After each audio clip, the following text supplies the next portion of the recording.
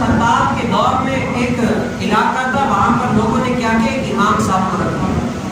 اب امام صاحب کو رکھ لیا تو امام صاحب روزانہ وہی آیت پڑھتا جس میں اللہ رب العالمین نے اپنے قرآن کریم فرقان حمید میں اپنے انبیاء علیہ السلام کی زجر و توبیخ فرمائی ہے، یعنی زجر و توبیخ فرمائی ہے۔ روزانہ وہ امام صاحب وہی آیت پڑھتا، ایک دن، دو دن، تین دن، چار دن روزانہ پڑھتا۔ تو مقتدی نے پوچھا امام صاحب آپ روزانہ وہی آیت پڑھ رہے ہیں، کوئی اور قرآن آپ کو آتا نہیں ہے کیا؟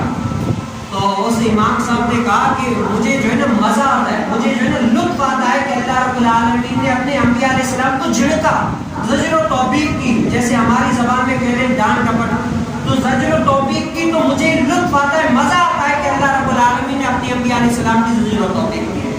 تو یہ مسئلہ کیا ہوا، حضرت سیدنا عمر بن خطاب کی بارگاہ میں پیش کیا گیا۔ اے عمر بن خطاب، آپ کی رعایا ہے، آپ کی حکومت ہے، فلاں علاقے میں ہمارا امام صاحب ہے، روزانہ وہی آیت پڑھتا ہے، آپ اس کو کہتے ہیں تو یہ جواب دیتا ہے۔ تو آپ بتائیں اس ٹائم پر یہ کون سا امام، کم سے کم تابعی تو ہوگا نا، جس نے صحابی کو دیکھا وہ کون ہے، وہ تابعی ہے۔ تو حضرت سیدنا عمر بن خطاب کو جس نے دیکھا وہ کون ہے، تابعی ہے۔ تو وہ کیا آیا عمر بن خطاب کے پاس، حضرت سیدنا عمر بن خطاب نے کہا کہ ہاں بتاؤ روزانہ یہ آیت کیوں پڑھتے ہو جس میں اللہ رب العالمین نے اپنے انبیاء علیہ السلام کو زجر و توبیخ فرمائی ہے؟ تو اس نے اس ٹائم پر بھی کہا کہ مجھے مزہ آتا ہے، مجھے لطف آتا ہے کہ میں یہ آیت پڑھوں، اللہ رب العالمین نے اچھا کیا کہ انبیاء علیہ السلام کو زجر و توبیخ کی۔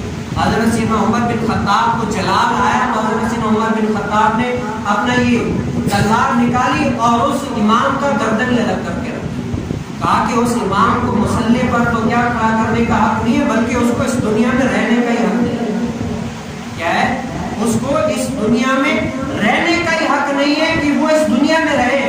اس سے کیا پتہ چلا، ہر امام کو امام نہیں بنایا جا سکتا، ہر امام کو امام نہیں بنایا جا سکتا، امام اسی کو بنایا جا سکتا ہے جس کا عقیدہ درست ہوگا۔ آج لوگ کہتے ہیں نا بھائی یہ بھی قرآن پڑھتا ہے، وہ بھی قرآن پڑھتا ہے، وہ بھی مسجد اللہ کی، یہ بھی مسجد اللہ کی۔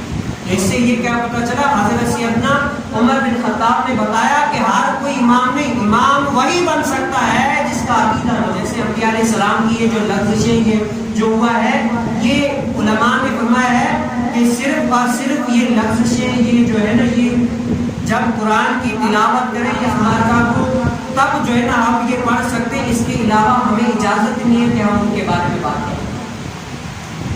یہ اتنی بڑی آج اس بات کو جو ہے نا ہمیں لے کر ہمیں بہت اس دنیا کے اندر سلایا جاتا ہے۔